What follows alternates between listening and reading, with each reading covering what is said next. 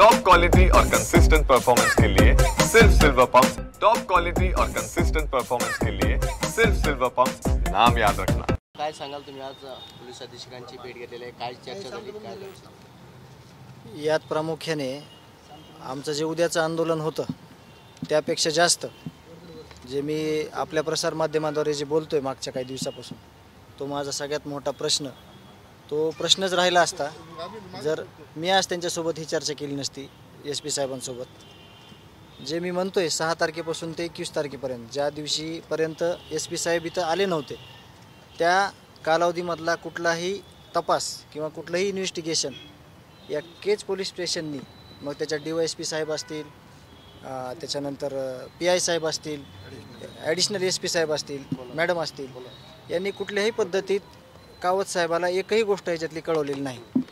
म्हणजे हे आज आम्हाला स्पष्ट झालं, आम्हाला साहेबांनी सांगितलं, कारण सगळे समोर होते। त्यामुळे आता जे मी म्हणायचो अगोदर की मी इन्व्हेस्टिगेशनसाठी अप्लाय करणार आहे किंवा मला इन्व्हेस्टिगेशन पाहिजे, तर मी 6 तारखेपासून ते 21 तारखेपर्यंत ज्या काही घटना घडल्या, जे काही पुरावे आम्ही दिले, जे काही केज पोलिसनं जे काही चुकीच्या गोष्टी केल्या, 8 तारखेला आरोपींसोबत चहापाणी झाल्यानंतर पोलीस स्टेशनला अर्धा 1 तास गप्पा मारणे, किंवा जे काही 29/11ला पोलीस स्टेशनचे अधिकारी हे कृष्ण आंधळेसोबत केलेलं चहापाणी, ह्या सगळ्या गोष्टींची जी माहिती आहे आणि जी चौकशी आहे, त्यासाठी आम्ही डिटेल 28 तारखेला सगळं लेखी स्वरूपात साहेबांना देणार आहोत। आणि जे अन्नत्याग आंदोलन आहे, जे की हत्या झाल्यानंतर अजूनही एक आरोपी फरार आहे, बऱ्याचशा गोष्टी अधोरेखित आहेत, त्या झालेल्या नाही आहेत।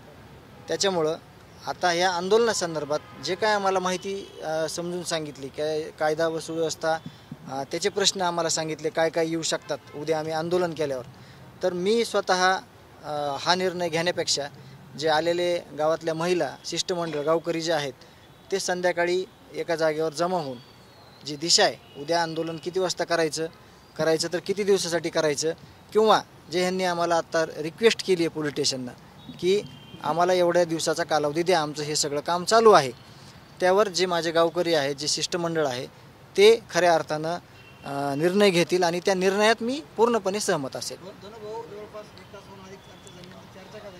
चर्चा सगळ्यात जास्त 1 तासाचा कालावधी आम्ही साहेबांचा घेतला, पण त्याच्यामध्ये जवळपास 45 मिनिट आम्ही हेच बोललो त्यांना, जे मध्ये झाले तेच तुम्हाला सांगतो का, कारण का तुमची मोठी ताकद आहे, त्याच्यामुळे मला तुमच्यावर विश्वास आहे, नवनीत साहेबांवर विश्वास आहे।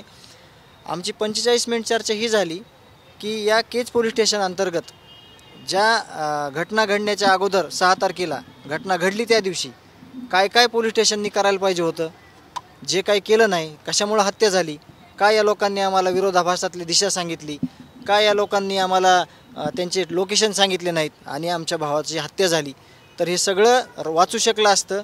असं तोंडी सगळ्यांनी मान्य केलं की हे असं केलं असतं तर ह्या खून झाला नसता, कारण का मी आरोपीवर विश्वास ठेवला नसता। पण ज्यावेळेस PI साहेब, PSI साहेब ज्यावेळेस सांगतात की तुमचा भाऊ 15 मिनिटात घरी येईल, तुमचा भाऊ 20 मिनिटात घरी येईल, त्यांच्यावर मला विश्वास ठेवणं बंधनकारक होतं।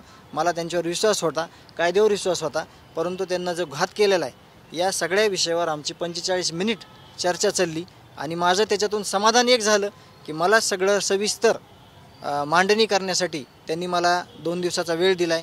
मी सविस्तर सगळं 28 तारखेपर्यंत, म्हणजे 4 दिवसाचा वेळ घेतला आहे मी।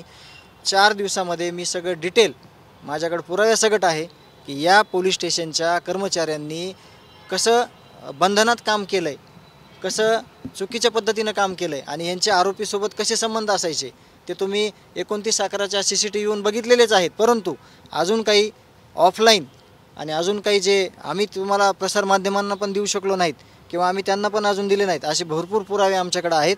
आणि जे इन्व्हेस्टिगेशनसाठी मी देणार आहे ते 28 तारखेला मी संपूर्ण माहिती जी घडली खुनाच्या अगोदरच्या 3 दिवसापासून ते कावत साहेब इथं जॉईन होईपर्यंत ही सगळी डिटेल माहिती मी देणार आहे। आणि त्याच्यातून तुमच्या सगळ्यांच्या एक लक्षात येणार आहे की केज पोलीस स्टेशन किती चुकीच्या मार्गाने चाललं होतं, कसं अन्यायाच्या विरुद्ध वाचा फोडायची तरी अन्यायाबरोबर म्हणजे होती ती, हे तुम्हाला सगळं त्याच्यातून समोर येईल। यावर आमची जास्त चर्चा झालेली आहे। संध्याकाळी 8 वाजता साधारणतः आम्ही बैठक घेऊ त्या दिवसासारखी आणि त्याच्यातून आम्ही स्पष्टीकरण देऊ की पुढे उद्या आम्हाला काय करायचं आहे। सकारात्मक चर्चेचा भाग तुम्हाला सांगतो. अगोदर जे काही आपल्या बीड जिल्ह्यामध्ये गुन्हेगारी असेल कुठल्याही प्रकारची आणि आत्ताची परिस्थिती तुम्हाला सांगायला गेलो तर मला तो अधिकार आहे का नाही मला माहीत नाही, पण मी तुम्हाला सांगतो, तुम्हाला ही गोष्ट माहीत असावी. जे काही 1 वर्षातलं काम होतं या बीड SP साहेबांचं ते त्यांनी ह्या 2 महिन्याच्या कालावधीमध्ये पूर्ण केलं आहे. मग ते गुन्हेगारी असेल म्हणजे काही अवैध धंदे असतील त्याच्यातलं, म्हणजे मला हा सांगायचा अधिकार आहे का नाही माहीत नाही, पण आमची जी चर्चा झाली त्यांच्यासोबत लास्ट मोमेंटपर्यंत त्यावर मी तुम्हाला सांगतो आहे. आणि एकदम चांगल्या पद्धतीनं साहेबांचं काम चालू आहे आणि हीच चर्चा आमची झाली आमच्या प्रकरणावर. सगळं लेखी स्वरूपात 28 तारखेला आम्ही त्यांना देतो आहे, कारण का तोंडी अजून 2 तास बी चर्चा झाली आणि जर काही ते पेपरवर नाही आलं तर ह्याच्यातनं आपलं काहीच साध्य होत नाही. त्याच्यामुळं आपण ऑफिशियली जे काही आपल्याला इन्व्हेस्टिगेशन द्यायच्यात, जे आपल्याला इन्व्हेस्टिगेशनसाठी जे माहिती द्यायची ते आपण देणार आहोत. तुम्ही आंदोलनावर ठाम आहात? आंदोलनावर आत्तापर्यंत ठाम आहे, पण मी गावकऱ्यांच्या पुढं जाणार नाही. जे गावकरी जे निर्णय घेतील, जे गावकऱ्यांना पण रिक्वेस्ट केलेली आहे पोलीस आपल्या SP साहेबांनी, तर त्या रिक्वेस्टनुसार गावकरी सगळा विचार करतील. मग मी असणार आहे त्या मिटिंगला, आम्ही सगळे मिटिंग घेऊ आणि ह्याच्यातनं काय होऊ शकतं आणि काय करायचं आहे यावर चर्चा होईल आणि पुढची दिशा ठरेल. तुम्हाला असं वाटतंय का 28 तारीखपर्यंत तुम्ही जे पुरावे देणार आहेत त्यानंतर पुन्हा जर नाही मान्य केले तर आंदोलन करा? नाही, ते पुरावे असे आहेत ना की तुम्हाला नाही मान्य करायची वेळ आली तरी मान्य करावं लागतं, कारण का तुम्ही CCTV आहे, त्याचा DVR तुम्ही घेतलाय. आम्ही पुरावे आमच्याकडे ठेवत नाही, मी माझ्याकडे पुरावे ठेवत नव्हतो. हे काम होतं स्थानिक गुन्हे शाखेचं DYSP साहेबाचं, ॲडिशनल DYSP मॅडमचं, पण ह्यांनी कुठलीही माहिती न दिल्यामुळं हे मला द्यायची आणि मी भांडलोच नसतो ना. मी माझी एनर्जी कशासाठी वेस्ट करू? यांनी प्रॉपर कुठलीच गोष्ट झाली नाही. जर चूक झाली तर चूक झाली म्हणणं हे सुद्धा एक चांगली गोष्ट होती, पण तसं कुठलीही गोष्ट झालेली नाही. म्हणून मी प्रामुख्याने ही सगळी माहिती तुम्हाला 28 तारखेला या देणार आहे, इथंच साहेबांजवळ किंवा साहेब जिथं म्हणतील तिथं, आणि त्याच्यातनं खूप मोठ्या गोष्टीचा छडा लागणार आहे आणि सगळी माहिती समोर येणार आहे. 28 तारखेला तुम्ही पुरावे देताय, मात्र याच्या अगोदर देखील ज्यावेळेस त्याच्या अगोदर काही पोलीस अधिकारी असतील किंवा आरोपी असतील सोबत आले होते, CCTV समोर आले, काही फरार होताना देखील CCTV समोर आले, याच्यावरती काही कारवाई करण्यात आली का? 28 तारखेला कारवाई होईल का नक्की? त्याची इन्व्हेस्टिगेशन CID SIT मार्फत चालू आहे आणि आपली जी आत्ता चर्चा झालेली आहे जास्त वेळ ती SP साहेबांसोबत, ज्यांच्याकडे हा तपास नाही आहे. तपास आहे CID आणि SITकडं. तर आता ज्यावेळेस मला हे गोष्टी मला माझ्याकडची जी माहिती आहे ते मी देणार आहे त्यांना डिटेलमध्ये, त्याचा तपास प्रॉपर नवनीत साहेब करतील.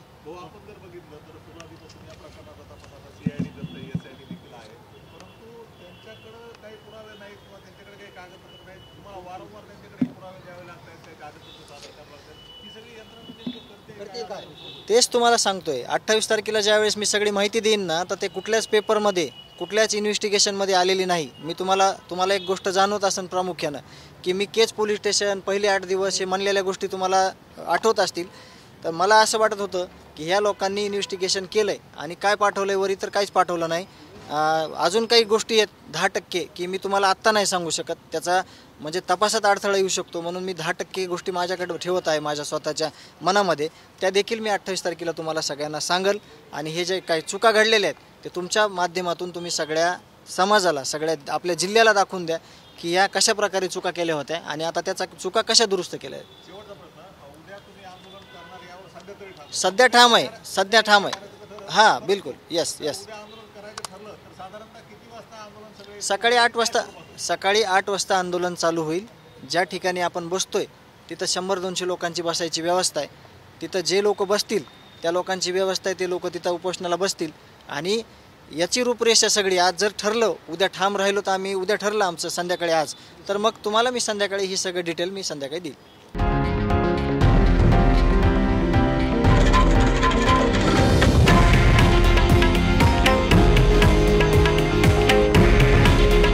हे आहे देशातील नंबर 1 न्यूज नेटवर्क आणि आपण पाहत आहात TV9 मराठी.